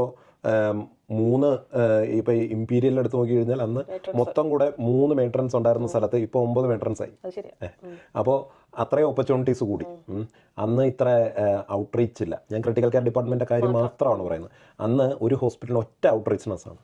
ഇപ്പോൾ 24/7 7 ഡേയ്സ് സർവീസാണ്. അപ്പോൾ സർവീസ് എക്സ്പാൻഡ് ചെയ്യുന്നുണ്ട്. അതിനനുസരിച്ചിട്ട് കൂടുതൽ ഓപ്പർച്യൂണിറ്റീസ്, പുതിയ റോൾസ് ഒക്കെ വരുന്നുണ്ട്. പ്രൊമോഷണൽ ഓപ്പർച്യൂണിറ്റീസ് ഉണ്ട്. മാത്രമല്ല സ്മാർട്ടായിട്ടുള്ള പിള്ളേർ വരുന്നുണ്ട്, യങ് ആയിട്ടുള്ള പിള്ളേർ വരുന്നുണ്ട്. അവർ കുറച്ചുകൂടെ സ്വിച്ച് ഡൗൺ ആയിട്ടുള്ള ആൾക്കാരുണ്ട്. അവർ പ്രോഗ്രസ് ചെയ്യും. അല്ലെങ്കിൽ എഡ്യൂക്കേഷന് വേണ്ടി സമയം ഇൻവെസ്റ്റ് ചെയ്യാൻ അവർക്കുണ്ട്. അപ്പോൾ ആൾക്കാർ അന്നത്തെ സാഹചര്യം മാറിയതിൻ്റെ ഒരു അഡ്വാൻറ്റേജ് ഉണ്ട്. അത് അവർ ഫലപ്രദമായിട്ട് യൂട്ടിലൈസ് ചെയ്യുന്നുണ്ട്. മാത്രമല്ല ഇപ്പോൾ ഇന്ന് മലയാളി സമൂഹത്തിന് ഒരു ഇൻ്റർവ്യൂവിന് പോകണമെങ്കിൽ സപ്പോർട്ടിന് ആളുണ്ട്. ഇന്നിപ്പോൾ UK ഏത് സ്പെഷ്യാലിറ്റി പോകണമെന്ന് പറഞ്ഞാലും അറിയാവുന്ന ഒരു മലയാളി അതിൻ്റെ അകത്തുണ്ടാവും. അപ്പം മലയാളികൾക്ക് മാത്രമല്ല കേട്ടോ, എല്ലാ സമൂഹങ്ങൾക്കും അതിൻ്റേതായിട്ടുള്ള ഒരു ഇതുണ്ട്. സ്പെസിഫിക്കലി ഇത് പറഞ്ഞതേ ഉള്ളൂ. അപ്പോൾ അന്നത്തെ സാഹചര്യം നമ്മുടെ വന്ന സമയത്തെ അപേക്ഷിച്ച് കുറച്ചുകൂടെ സപ്പോർട്ടീവാണ്. അന്ന് എക്വിറ്റി, ഡൈവേഴ്സിറ്റി, ഇൻക്ലൂഷൻ എന്ന് പറയുന്ന ഒരു സംഭവം ഒരിടത്തും ഇല്ല. അതൊന്നും കേട്ടിട്ട് പോലും ഇല്ല. ആ ടേമൊക്കെ നമ്മൾ കേൾക്കുന്നത് കഴിഞ്ഞൊരു 5-6 വർഷത്തിന്റെ ഇടയ്ക്കാണ് അത് കേൾക്കാൻ തുടങ്ങിയത്. ഇപ്പോഴാണ് അവരുടെ വോയിസ് ഒക്കെ കുറച്ചുകൂടെ വരാൻ തുടങ്ങിയത്. എന്താണ് വന്നോന്ന് ചോദിച്ചാൽ വരുന്നതേ ഉള്ളൂ. അപ്പോൾ അങ്ങനെ നമ്മൾ പടിപടിയായിട്ട് നമ്മുടെ പ്രൊഫഷണൽ ആയിട്ടുള്ള ഇതിൽ ഉയർന്നു വന്നു. അപ്പോൾ ബാൻഡ് 7 ആയപ്പോഴത്തേക്കാണ് നമുക്ക് ഒരു കുറച്ചുകൂടെ ഒരു മാനേജ്മെൻറ്റ് തലത്തിലൊക്കെ നമുക്കൊരു വോയിസ് വന്നു. അപ്പോൾ ആ സമയത്ത് നമ്മൾ സംസാരിക്കുമ്പോൾ പലപ്പോഴും ഇന്ത്യൻ നഴ്സസിനെക്കാട്ടിലും ഡിസ്ക്രിമിനേഷൻ നേരിടുന്ന വിഭാഗങ്ങളുണ്ട്. ഇപ്പോൾ ബ്ലാക്ക് നഴ്സസിൻ്റെ പ്രശ്നങ്ങളുണ്ട്. അപ്പോൾ അങ്ങനെയുള്ളവരുടെ പ്രശ്നങ്ങൾ നമ്മൾ കാണുമ്പോൾ അവർക്കൊന്നും ഒരു റോൾ മോഡൽ പോലും ഇല്ല. ആര് സപ്പോർട്ട് ചെയ്യും? അപ്പോൾ ഈ സപ്പോർട്ടൊക്കെ നമ്മൾ എത്തിച്ചു തുടങ്ങിയപ്പോഴത്തേക്കാണ് കൂടുതൽ ആൾക്കാർ നമ്മളിലേക്ക് വരുന്നത്. അപ്പോൾ അങ്ങനെ നമ്മൾ പിന്നെ ഫർദർ പ്രോഗ്രസ് ചെയ്യുമ്പോഴത്തേക്കാണ് നമ്മൾ അലയൻസ് ഓഫ് സീനിയർ കേരള നഴ്സസിൻ്റെ ഒരിത് ഉണ്ടാക്കുന്നത്. അപ്പോൾ നമുക്ക് കൂടുതൽ ആൾക്കാർ നമ്മളിലേക്ക് എത്തിത്തുടങ്ങി. പിന്നെ അതോടൊപ്പം തന്നെ ഒത്തിരി ആൾക്കാരുമായിട്ട് ചേർന്ന് പ്രവർത്തിക്കാനുള്ള അവസരം ഉണ്ടായി. ഇപ്പം ഫോർ എക്സാമ്പിൾ ഇപ്പോൾ DKMSഉം ഉപഹാർ ചാരിറ്റിയായിട്ട് ചേർന്ന് നമ്മൾ സ്റ്റെം സെൽ ഡോണർ ഡ്രൈവ്സ് സംഘടിപ്പിക്കുന്നുണ്ട്. അതൊക്കെ നമ്മുടെ ഹൃദയത്തോട് ചേർന്ന് നിൽക്കുന്ന ഇതാണ്. അപ്പോൾ അതുമായിട്ട് ബന്ധപ്പെട്ടാണ് ഡോക്ടർ അജിമോൾ പ്രദീപുമായിട്ട് ചേർന്ന് വർക്ക് ചെയ്യാനുള്ള അവസരം കിട്ടിയത്. ഹ്യൂജ് പ്രിവിലേജാണ് അതൊക്കെ നമ്മുടെ ലൈഫിലെ. അപ്പോൾ അല്ലെങ്കിൽ ഇപ്പോൾ നമ്മുടെ UK എല്ലാവരും ആദരിക്കുന്ന നഴ്സാണ് ഇപ്പം മിനിജ ജോസഫ്. അപ്പം നമ്മൾ ചേർന്ന് പ്രവർത്തിക്കുമ്പോൾ കിട്ടുന്ന ചില സൗഭാഗ്യങ്ങളാണ് അതൊക്കെ. അപ്പം UK എല്ലാവർക്കും ഇൻ്റർവ്യൂ സപ്പോർട്ട്, അത് മലയാളികളായിക്കോട്ടെ അല്ലാത്ത സമൂഹത്തിലുള്ളവരായിക്കോട്ടെ, എല്ലാവർക്കും കഴിഞ്ഞ 20 വർഷമായിട്ട് ആഴ്ചയിൽ ഒരു 30-40 മണിക്കൂർ മിനിജ ചേച്ചി ഒരു അത്ഭുതമാണ്. അത് വേറെ ലെവലിലുള്ള ഒരു പ്രത്യേക ഡെഡിക്കേഷനാണ്. അപ്പോൾ ചേച്ചിയുമായിട്ട് ചേർന്ന് ഇപ്പോൾ നമ്മൾ പഠിച്ച സ്ഥലത്ത് കോട്ടയം മെഡിക്കൽ കോളേജിൽ ഒരു ട്രാൻസ്ഫോർമേഷൻ പ്രോജക്റ്റ് ചെയ്യാനുള്ള ഒരു അവസരം വരികയാണ്. അത് നമ്മൾ ഈ കൂട്ടായിട്ട് ഇരുന്ന് ചിന്തിക്കുമ്പോഴാണ് വരുന്നത്. നമ്മൾ അതുകൊണ്ട് ഉദ്ദേശിക്കുന്നതെന്ന് പറഞ്ഞു കഴിഞ്ഞാൽ ഇപ്പം നമ്മളിവിടെ അക്വയർ ചെയ്ത നോളജ് ഉണ്ട്. നമ്മൾ ക്രിട്ടിക്കൽ കെയർ ഡിപ്പാർട്ട്മെൻറ്റിൽ 13 വർഷമായിട്ട് ഞാൻ വർക്ക് ചെയ്യുന്നു. ഏതാണ്ട് ഒരു 3 ഡെക്കേഡിൻ്റെ അനുഭവ പാരമ്പര്യമുണ്ട് മിനിജ ചേച്ചിക്ക്. അപ്പോൾ അതോടൊപ്പം നമ്മുടെ കൂടെ വർക്ക് ചെയ്യുന്ന മേരി എബ്രഹാം, പുള്ളിക്കാരത്തി കാർഡിയോവാസ്കുലർ ക്രിട്ടിക്കൽ കെയറിൽ പുള്ളിക്കാരത്തിക്ക് വളരെ വർഷങ്ങളുടെ എക്സ്പീരിയൻസ് ഉണ്ട്. അപ്പം നമ്മൾ ഒരുമിച്ചിരിക്കുമ്പോൾ ഞങ്ങളെല്ലാവരും അങ്ങോട്ടും ഇങ്ങോട്ടും പരിചയമുള്ളവരാണ്. അതോടൊപ്പം തന്നെ ഇൻ്റർനാഷണൽ ഫെഡറേഷൻ ഓഫ് പെരിയോപ്പറേറ്റീവ് പ്രാക്ടീസിൻ്റെ ex president Mona Guckin Fisher എന്ന് പറയുന്ന വളരെ എക്സ്പീരിയൻസ്, ഒരു 40 വർഷത്തിന് മുകളിൽ എക്സ്പീരിയൻസ് ഉള്ള നഴ്സുണ്ട്. അപ്പം നമ്മൾ ഒരുമിച്ചിരുന്ന് ചിന്തിക്കുമ്പോൾ നമുക്ക് ഏറ്റവും കൂടുതൽ നമുക്ക് ഒരു ചിലവുമില്ലാതെ നമുക്ക് മാറ്റാൻ പറ്റുന്ന ഒത്തിരി കാര്യങ്ങൾ നമ്മുടെ നാട്ടിലുണ്ട്. പക്ഷെ അത് പേഷ്യൻ്റ് സേഫ്റ്റി ആയിട്ടുള്ള ബന്ധപ്പെട്ടുള്ള കാര്യങ്ങളാണ്. അപ്പോൾ അത് നമുക്ക് വളരെ ഈസി ആയിട്ട് ഒരു പൈസ പോലും ചിലവില്ലാതെ നമുക്കത് മാറ്റാം. സിമ്പിളായിട്ടുള്ള കാര്യങ്ങൾ. അപ്പോൾ നമ്മുടെ നാട്ടിൽ അത് സാധിക്കാത്ത, നമ്മുടെ നാട്ടിൽ വളരെ എഫിഷ്യൻ്റ് ആയിട്ടുള്ള ആൾക്കാരാണ് അവിടെ വർക്ക് ചെയ്യുന്നത്, വളരെ ബ്രില്യൻ്റ് ആണ്. പക്ഷെ അവർക്കില്ലാത്ത ഒരു റീസോഴ്സസ് ആണ്, സമയമാണ് ഇല്ലാത്തത്. ഒന്ന് ഇരുന്ന് ചിന്തിക്കാൻ, പുതിയ അപ്ഡേറ്റഡ് പ്രാക്ടീസസ് വന്നു എന്നൊന്ന് ആദ്യം ശ്വാസം വിട്ടിട്ട് വേണ്ടേ തലപൊക്കി നോക്കാൻ. അതും പ്രത്യേകിച്ച് മെഡിക്കൽ കോളേജിലെ അവസ്ഥ അറിയാം. അപ്പോൾ നമ്മൾ ചെല്ലുന്നതെന്ന് പറഞ്ഞാൽ ഈ ഒരു കണ്ണുകളുമായിട്ട് ചെല്ലുന്നു എന്നുള്ളതാണ്. നമ്മൾ കണ്ട കാര്യങ്ങൾ നമുക്ക് അവിടെ ചെല്ലുമ്പോഴത്തേക്ക് നമ്മൾ നോക്കുമ്പോൾ നമുക്ക് ജസ്റ്റ് ഇത് ശരിയല്ല, അല്ലെങ്കിൽ ഈ ശരിയിൽ നിന്ന് നമ്മൾ മുന്നോട്ട് പോയി, ശരിയല്ല എന്നുള്ളത് ഇന്നാക്യുറേറ്റ് നമുക്ക് മുന്നോട്ട് പോവാം.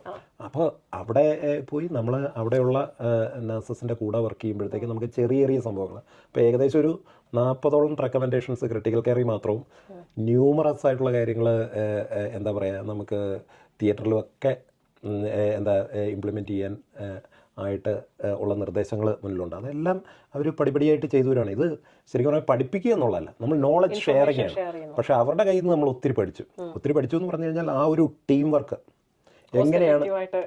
എങ്ങനെയാണ് ഒരു ലീഡർ, ഒരു നഴ്സ് ലീഡർ അവരുടെ വർക്ക് ഫോഴ്സിനെ ചേർത്ത് പിടിക്കുന്നു. എങ്ങനെയാണ് ആ ഒരു MDT കൊളാബറേഷൻ, അതായത് മെഡിക്കൽ ടീമാകട്ടെ നഴ്സിംഗ് ടീമാകട്ടെ ഒരുമിച്ച് വർക്ക് ചെയ്യുന്നു ഒരൊറ്റ യൂണിറ്റായിട്ട്, അതൊക്കെ റിമാർക്കബിൾ ആയിട്ടുള്ള ഒരു ലീഡർഷിപ്പും ആ ഒരു ഹ്യൂമൻ പൊട്ടൻഷ്യലും അത് വർഷങ്ങളായിട്ടുള്ള റിട്ടൻഷനും ഒക്കെ അവരവിടെ ഭയങ്കര ബ്യൂട്ടിഫുൾ ആയിട്ട് ചെയ്യുന്നുണ്ട്. വിത്തിൻ ആ ലിമിറ്റഡ് റിസോഴ്സസ് അവർ അച്ചീവ് ചെയ്തിരിക്കുന്ന നേട്ടങ്ങൾ ഭയങ്കരമാണ്. അപ്പം അതിൽ നിന്ന് നമ്മുടെ ചെറിയൊരു കൈസഹായം, പക്ഷേ അത് അവർക്ക് കോസ്റ്റ് എഫക്റ്റീവായിട്ട് കാര്യങ്ങൾ വരും. ആ കോസ്റ്റ് എഫക്റ്റീവായിട്ട് സേവ് ചെയ്യുന്ന കാര്യങ്ങൾ അവർക്ക് വേറെ കാര്യങ്ങൾ റീഇൻവെസ്റ്റ് ചെയ്യാൻ പറ്റും. അപ്പോൾ ഈ ഒരു ജേർണി നമ്മുടെ ഹൃദയത്തോട് ചേർന്ന് ഇരിക്കുന്ന ഒരു സംഭവമാണ്. അപ്പോൾ അത് മാത്രമല്ല ബിജോയ്, നമ്മൾ പറയത്തില്ലേ വന്ന വഴി മറക്കരുത്. നമ്മൾ വന്ന സ്ഥലത്ത് നമ്മൾ എന്തെങ്കിലുമൊക്കെ വലുതായില്ലെങ്കിലും ആകുന്നിടത്ത് നിന്ന് നമ്മളെ കൊണ്ട് സഹായിക്കാൻ പറ്റുന്നുണ്ടെങ്കിൽ അത് വലിയ കാര്യം തന്നെയാണ് ബിജോയ്. അത് വലുതോ ചെറുതോ ആണെങ്കിലും നമ്മുടെ ഹൃദയത്തോട് ചേർന്നിരിക്കുന്നതാണ്. നമുക്ക് ഒത്തിരി സാറ്റിസ്ഫാക്ഷൻ കിട്ടുന്ന ഇതാണ്. അപ്പം നമ്മൾ ഒരുമിച്ച് ചേർന്ന് നിന്ന് വർക്ക് ചെയ്യുമ്പോഴത്തേക്കാണ് ഈ മറ്റ് നമ്മളെക്കാൾ സീനിയർ ആയിട്ടുള്ള നമ്മളെക്കാൾ എഫിഷ്യൻറ്റും കഴിവായിട്ടും ഉള്ള നഴ്സുമാർ ഇതുപോലെയുള്ള വണ്ടർഫുൾ കാര്യങ്ങൾ ചെയ്യുന്നവർ നമ്മളെ ചേർത്ത് നിർത്തുന്നു. അപ്പോൾ അതോടൊപ്പം എന്താ പറയുക, കൂട്ടായിട്ട് വരുമ്പോഴത്തേക്ക് മറ്റ് ചില കാര്യങ്ങളിലും കൂടെയുള്ള സംഭവങ്ങൾ വരാറുണ്ട്. ഇപ്പം നമ്മൾ ബിഹൈൻഡ് ദി സീൻസ് പോളിസി ഇൻഫ്ലുവൻസിൻ്റെ കാര്യങ്ങളുണ്ട്. അപ്പോൾ നമുക്ക് എല്ലാ കാര്യങ്ങളും നമുക്കത് ഫുള്ളി ഷെയ്പ്പ് അപ്പ് ആകുന്നവരെ നമുക്കത് പുറത്ത് ഇത് ചെയ്യാൻ പറ്റില്ല. പക്ഷേ ഒത്തിരി സീനിയർ ആയിട്ടുള്ള നഴ്സുമാരുമായിട്ട് ചേർന്ന് പല വർക്ക് ഫോഴ്സ് കാര്യങ്ങളും നമ്മൾ behind the scenes policy influence ചെയ്യുന്നുണ്ട്, നമ്മൾ കൺസൾട്ട് ചെയ്യുന്നുണ്ട്. സീനിയർ ആയിട്ടുള്ള NHS സ്റ്റേക്ക് ഹോൾഡേഴ്സുമായിട്ട് ബന്ധപ്പെട്ട് നമ്മൾ വിഷയങ്ങൾ അവരുടെ തലത്തിലേക്ക് എത്തിക്കുന്നുണ്ട്. അപ്പോൾ അങ്ങനെ പല പല കാര്യങ്ങളിൽ യോജിച്ച് പ്രവർത്തിക്കാനുള്ള അവസരം. അപ്പോൾ അതോടൊപ്പം നമുക്ക് കൂടുതൽ ശക്തിയായിട്ട് ഇപ്പം നമ്മൾ നമ്മുടെ തലത്തിൽ മാത്രമല്ല, ഇപ്പം വേറൊരു തലം എന്ന് പറഞ്ഞു കഴിഞ്ഞാൽ ഞാൻ വർക്ക് ചെയ്യുന്നത് ഏതാണ്ട് 36ഓളം വിവിധ കൾച്ചേഴ്സിൽ നിന്നും വിവിധ രാജ്യങ്ങളിൽ നിന്നും ഒക്കെയുള്ള internationally educated nurses and midwifery അസോസിയേഷൻസിൻ്റെ ഒരു നെറ്റ്വർക്കുണ്ട്. അത് ഫ്ലോറൻസ് നൈറ്റിംഗേൽ ഫൗണ്ടേഷനുമായിട്ട് അസോസിയേറ്റ് ചെയ്താണ് നമ്മൾ അത് വർക്ക് ചെയ്യുന്നത്. അപ്പോൾ അതിൻ്റെ ചെയറായിട്ട് ഇപ്പോൾ വർക്ക് ചെയ്യുന്നുണ്ട്. അപ്പോൾ നമ്മൾ ആ വർക്ക് സ്ട്രീമിൻ്റെ ഭാഗമായിട്ട് Florence Nightingale foundation, NHS England, അപ്പോൾ NMC തുടങ്ങിയ സ്റ്റേക്ക് ഹോൾഡേഴ്സും ഒക്കെ ആയിട്ട് പല തലത്തിൽ നമുക്ക് വർക്ക് ചെയ്തിട്ടുള്ള എക്സ്പീരിയൻസസ് ഉണ്ട്. അതോടൊപ്പം ഞങ്ങളുടെ ഡിപ്പാർട്ട്മെൻറ്റിൽ ആദ്യമായിട്ട് എക്വിറ്റി, ഡൈവേഴ്സിറ്റി ആൻഡ് ഇൻക്ലൂഷൻ ഒരു സ്റ്റിയറിംഗ് കമ്മിറ്റി ഉണ്ടാക്കിയപ്പോഴത്തേക്ക് അതിൻ്റെ കോച്ചറായിട്ട് വർക്ക് ചെയ്തു. അപ്പോൾ ഏതാണ്ട് 330 നഴ്സുമാരും ഏതാണ്ടൊരു 150ഓളം ഡോക്ടേഴ്സും മറ്റ് പ്രൊഫഷണൽസും എല്ലാം കൂടെ ചേർന്നൊരു 500+ ആൾക്കാരുടെ ഒരു ടീമാണ്. അപ്പം ആദ്യമായിട്ട് അങ്ങനെ ഒരു സ്ഥലത്ത് ഇങ്ങനെ ഒരു ഗ്രൗണ്ട് ബ്രേക്കിംഗ് വർക്ക് ഉണ്ടാക്കുമ്പോൾ അതിൻ്റേതായിട്ടുള്ള ഒത്തിരി ബുദ്ധിമുട്ടുകളുണ്ട്. അപ്പോൾ അതിനെയൊക്കെ അതിജീവിച്ച് എങ്ങനെ നമുക്ക് മുന്നോട്ട് പോകാമെന്നുള്ളൊരു എക്സ്പീരിയൻസസ് നമുക്ക് ഈ പല പല എക്സ്പീരിയൻസസിൽ നിന്ന് നമുക്ക് കിട്ടിയിട്ടുണ്ട്. അപ്പം ആ കിട്ടിയിട്ടുള്ള എക്സ്പീരിയൻസസ് നമുക്ക് ഇങ്ങനെ ഒരു തലത്തിൽ ഉപയോഗിക്കാം. അപ്പോൾ വേറൊരു സംഭവം എന്ന് പറഞ്ഞു കഴിഞ്ഞാൽ നമ്മൾ ഈ RC എന്ന് പറയുന്ന ഈ മഹാമേരുവിൻ്റെ എസ്റ്റാബ്ലിഷ്മെൻറ്റിൻ്റെ പാർട്ടായിട്ടല്ല ഇതുവരെ. അപ്പം ഒരു എസ്റ്റാബ്ലിഷ്മെൻറ്റ് ഏത് ഓർഗനൈസേഷനിലും വർക്ക് ചെയ്യുന്നൊരു രീതിയുണ്ട്. നമ്മൾ ആ എസ്റ്റാബ്ലിഷ്മെൻറ്റിന് പുറത്തുനിന്ന് ഒരാൾ വന്നാലാണ്, ഞാൻ 2012 മുതൽ യൂണിയൻ മെമ്പറാണ്, ഇപ്പോൾ 12 കൊല്ലമായിട്ട് RCNL മെമ്പറാണ്. പക്ഷെ ഒരിക്കലും നമ്മളുടെ ഒരു സ്ഥാനത്തേക്കൊന്നും പോയിട്ടില്ല. അപ്പം നമ്മൾ പക്ഷേ ഈ കാലം അത്രയും നഴ്സസിൻ്റെ നഴ്സിംഗ് അസിസ്റ്റൻസിൻ്റെ പ്രോബ്ലംസ് പല രീതിയിൽ നമ്മൾ അക്വയർ ചെയ്ത നോളജുണ്ട്. പക്ഷേ പുറത്തുനിന്ന് ആ ഒരു ഔട്ട് ഓഫ് ദി ബോക്സ് തിങ്കിങ്ങുമായിട്ട് നമുക്ക് അവിടെ ചെന്നാലേ, അല്ലെങ്കിൽ ഫ്രഷ് പെയർ ഓഫ് ഐസുമായിട്ട് ചെന്നാലേ നമുക്ക് ആ ചേഞ്ചസ് സജസ്റ്റ് ചെയ്യാൻ പറ്റുള്ളൂ. എല്ലാ അധികാരങ്ങളും ഉള്ളൊരു പോസ്റ്റല്ല, പക്ഷേ ഏറ്റവും കൂടുതൽ വോയിസ്, അല്ലെങ്കിൽ നമുക്ക് ഇത് ശബ്ദം ഉയർത്തിയാൽ, ഇത് ഒരു കൂട്ടായ സംവിധാനമാണ്. ഇതിന് കൗൺസിലുണ്ട്, ഇതിന് ജനറൽ സെക്രട്ടറി, അങ്ങനെ ഒരു എക്സിക്യൂട്ടീവ് ടീമുണ്ട്. അപ്പോൾ നമുക്ക് ഈ പലതരത്തിലുള്ള കോൺവെർസേഷൻസ് തുടങ്ങാനെങ്കിലും സാധിക്കും. പക്ഷെ ആരാദ്യം തുടങ്ങും? അതൊരു സംഭവം. ആരെങ്കിലും ഒരാൾ ആദ്യത്തെ കാൽ വെച്ചാലേ ബാക്കിയുള്ളത് ശരിയാവുമല്ലേ. ഇന്റൻസീവ് കെയറിലെ ഒരു സീനിയർ നഴ്സ്, ഒരു ബാൻഡേഡ് പോസ്റ്റിൽ നിൽക്കുന്ന ബിജോയ് ഇപ്പം ഈ ഒരു പ്രസിഡന്റ് പോസ്റ്റിലേക്ക് മത്സരിക്കുമ്പോൾ നമുക്ക് അത് രണ്ടും കൂടെ എങ്ങനെ മാനേജ്, കാരണം രണ്ടും റെസ്പോൺസിബിൾ ആയിട്ടുള്ള പോസ്റ്റാണ്. അപ്പോൾ ഇത് രണ്ടും കൂടി എങ്ങനെ മാനേജ് ചെയ്യും? അതുപോലെ എന്നെ പോലെ എല്ലാവർക്കും അറിയാൻ ആഗ്രഹമുള്ളതായിരിക്കും, അതായത് ഈ പ്രസിഡന്റ് ആയി കഴിഞ്ഞാൽ എന്തെങ്കിലും സാലറിയോ അങ്ങനെ ഫിനാൻഷ്യൽ ബെനിഫിറ്റ്സോ അങ്ങനെ എന്തെങ്കിലും ഉണ്ടോ? എന്താ പറയുക, രണ്ട് സംഭവം പറയാം. ഒന്ന്, പ്രസിഡന്റ് ആകുന്ന ആൾക്ക് അഡീഷണൽ സാമ്പത്തിക നേട്ടങ്ങളൊന്നുമില്ല. നമ്മൾ ആഴ്ചയിൽ 15 മണിക്കൂർ ആണ് ഇതിന് വേണ്ടി ആക്ട് ചെയ്യാൻ വേണ്ടി കിട്ടുക. ഉറപ്പായിട്ടും അതിലും കൂടുതൽ ടൈം സ്പെൻഡ് ചെയ്യേണ്ടി വരും. പക്ഷേ എന്നാലും ഒരു 15 മണിക്കൂർ ആക്ട് ചെയ്യുന്നതിന് വേണ്ടിയിട്ടുള്ള പൈസ നമ്മുടെ എംപ്ലോയർക്ക് ഇത് ബാക്ക് ഫിൽ ചെയ്യാൻ വേണ്ടി കൊടുക്കും. അപ്പോൾ നമുക്ക് അഡീഷണൽ ഗെയിൻ ഒന്നുമില്ല. നമ്മുടെ ഇപ്പോഴത്തെ പോസ്റ്റിന്റെ എത്രയാണോ അതങ്ങനെ തന്നെ നിൽക്കും. അതാണ് അതെ അതെ. പക്ഷേ നമുക്ക് നമ്മുടെ എക്സിസ്റ്റിംഗ് വർക്കും കണ്ടിന്യൂ ചെയ്യും. അപ്പോൾ ഒരു 0.6, 0.4 എന്നുള്ളൊരു രീതിക്ക് അത് പോകും. അപ്പം അങ്ങനെ ആ ഒരു സ്ഥലത്തെ സെലക്റ്റഡ് ആയി കഴിഞ്ഞാൽ. അപ്പോൾ നമ്മൾ വർക്ക് ചെയ്യുന്നതോടൊപ്പം തന്നെ ഇപ്പോൾ എൻ്റെ വർക്ക് ഈ പറഞ്ഞ പോലെ ഓഫീസിലിരുന്നുകൊണ്ടുള്ള ഒരു ജോലി തന്നെയല്ല. ഏതാണ്ട് 50% ടൈം പേഷ്യൻസിൻ്റെ കൂടെയും കെയർ ഡെലിവറി മാസത്തിൽ ഒരു 2-3 ദിവസം നമ്മൾ നഴ്സ് ഇൻചാർജായിട്ട് വർക്ക് ചെയ്യും. അപ്പോൾ അതിൽ കൂടുതൽ ദിവസം ഇപ്പോൾ ഷോർട്ട് സ്റ്റാഫ്ഡ് ആയി കഴിഞ്ഞാൽ നമ്മൾ ക്ലിനിക്കിൽ ഇറങ്ങി നമുക്ക് വർക്ക് ചെയ്യേണ്ടതായിട്ടുള്ളൊരു കൾച്ചറൽ ഡിപ്പാർട്ട്മെൻറ്റിലാണ് ഞങ്ങൾ വർക്ക് ചെയ്യുന്നത്. അതൊരു ഭാഗ്യമാണ്. അത് എന്താ പറയുക, അത് നമുക്ക് ഈസിയാണ് കേട്ടോ. കാര്യം എന്താണെന്ന് വെച്ചാൽ നമ്മൾ സംസാരിക്കുന്ന ആൾക്കാർക്ക് നമുക്ക് നേരിട്ട് കാണാമല്ലോ. അപ്പോൾ ആൾക്കാർ നമ്മളിലേക്ക് ആ ഒരു ബാരിയർ ഇല്ലാത്തൊരു സ്ഥലമാണ്. അതിൻ്റെതായിട്ടുള്ളൊരു അഡ്വാൻറ്റേജ് ഉണ്ട്. നമുക്ക് ആ ബലം പിടിച്ച് നടക്കേണ്ട ആവശ്യമില്ല. അതുപോലെ ഈ RCNൽ ആർക്കൊക്കെ വോട്ട് ചെയ്യാം? അതായത് നിങ്ങൾക്ക് ഹെൽത്ത് കെയർ അസിസ്റ്റൻസിന് വോട്ട് ചെയ്യാൻ പറ്റുമോ? RCN മെമ്പേഴ്സ് ആയിട്ടുള്ള എല്ലാവർക്കും വോട്ട് ചെയ്യാം. അതായത് നമ്മുടെ ഹോസ്പിറ്റലുകളിലും നഴ്സിംഗ് ഹോമുകളിലും വർക്ക് ചെയ്യുന്ന എല്ലാ RCN മെമ്പേഴ്സായിട്ടുള്ള എല്ലാ നഴ്സസിനും ഹെൽത്ത് കെയർ അസിസ്റ്റൻസിനും വോട്ട് ചെയ്യാൻ പറ്റും. അതോടൊപ്പം ശ്രദ്ധിക്കേണ്ട ഒരു സംഭവം എന്ന് പറഞ്ഞാൽ RCN മെമ്പേഴ്സായിട്ടുള്ള എല്ലാവരും അവരുടെ അഡ്രസ്സസ് RCN വെബ്സൈറ്റിൽ കറക്റ്റായിട്ടാണോ എന്ന് ഉറപ്പുവരുത്തുക.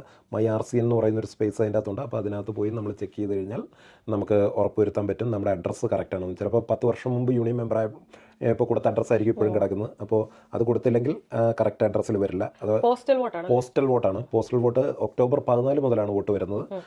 അപ്പോൾ ഒരാഴ്ചയ്ക്കുള്ളിൽ ആ ഒരു ബാലറ്റ് കിട്ടിയിട്ടില്ലെങ്കിൽ RCNനെ ബന്ധപ്പെട്ട് കഴിഞ്ഞാൽ അവർ ബാലറ്റ് വീണ്ടും നമ്മുടെ അഡ്രസ്സിലേക്ക് അയച്ചു തരും.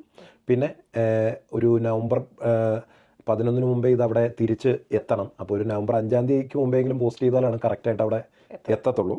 അപ്പോൾ അങ്ങനെ എന്താ പറയുക, അതാണ് ഇതിൻ്റെ ഏറ്റവും വലിയൊരു ചലഞ്ച്. അപ്പോൾ എല്ലാവരും ആ ഒരു ഇച്ചിരി എഫേർട്ടുള്ളൊരു കാര്യമാണ്. പക്ഷേ എന്നാലും ആ ഒരു പിന്തുണ എല്ലാവരുടെയും ഭാഗത്തു നിന്ന് ഇപ്പോൾ ഒത്തിരി പേരെന്നെ റീച്ച് ഔട്ട് ചെയ്യുന്നുണ്ട്. ഒത്തിരി നിർദ്ദേശങ്ങൾ വരുന്നുണ്ട്.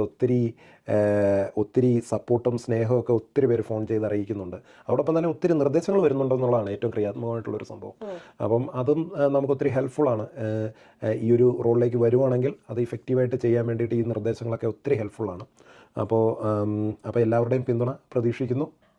അപ്പോൾ ഒരുപാട് തിരക്കുണ്ടായിട്ടും നമുക്ക് വേണ്ടിയിട്ട് കുറച്ച് സമയം മാറ്റി വെച്ച് നമുക്കൊരു ഇന്റർവ്യൂ ഒക്കെ തന്ന ബിജോയ്ക്ക് ആദ്യമായിട്ട് ഞാൻ താങ്ക് യു പറയാണ്. പിന്നെ ഇത് കാണുന്ന നഴ്സുമാരോടാണ് എനിക്ക് പറയാനുള്ളത്. ഇത് യു കെ എന്ന് പറയുമ്പോൾ നമ്മൾ ഇംഗ്ലണ്ടും സ്കോട്ട്ലൻഡും വെയിൽസും എല്ലായിടത്തെയും RCNന്റെ ആണ് പ്രസിഡന്റിന്റെ പോസ്റ്റാണത്. അപ്പോൾ എല്ലാവർക്കും നമുക്ക് തന്നെ തോന്നത്തില്ലേ നമ്മളുടെ ചില കാര്യങ്ങൾ കേൾക്കുന്നില്ല, നമ്മൾ പറയുന്നത് അതായത് നമ്മൾ റേസ് ചെയ്യുന്ന ഒരു വോയിസ് എങ്ങും എത്താതെ പോകുന്നു എന്നൊക്കെ ചിന്തിക്കുന്നുണ്ടെങ്കിൽ ഇതാണ് നിങ്ങളുടെ റൈറ്റ് ടൈം. നിങ്ങൾ ഒരു യൂണിയനിൽ ഇതുവരെ ജോയിൻ ചെയ്തില്ലെങ്കിൽ ഇപ്പോൾ RCNലോ ഏതെങ്കിലും യൂണിയനിൽ ചേരുക. ഇപ്പോൾ ബിജോയ് RCNൽ നിൽക്കുന്നതോടെ ഞാൻ പറയുന്നത് RCN മെമ്പർഷിപ്പ് എടുക്കുക. അത് കഴിഞ്ഞിട്ട് ഇതുപോലെ വോട്ട് ചെയ്യുക. അത് വരുന്ന ലെറ്റർ നോക്കിയിരിക്കുക. അത് കഴിഞ്ഞിട്ട് വോട്ട് ചെയ്യുക. അതിലൂടെ നമ്മുടെ വോയിസ് കേൾക്കുന്ന രീതിയിലാക്കാൻ നോക്കുക. അതാണ് നമുക്ക് വേണ്ടത്. ഇനിയിപ്പോൾ ബിജോയ്ക്ക് എന്തെങ്കിലും പറയാനുണ്ടോ? എന്താ പറയുക, വളരെ യാദൃച്ഛ്യം ആദ്യമായിട്ട് ഞാൻ ഒരു ആളുടെ പ്രശ്നത്തിൽ ഇടപെട്ട് ഒരു ഇത് ചെയ്യുന്ന ആള് തന്റെ ഇത്ര വർഷത്തിന് ശേഷം ഇന്റർവ്യൂ ചെയ്യാൻ വേണ്ടി അത് ഭയങ്കര കോയിൻസിഡൻസ് ആണ്.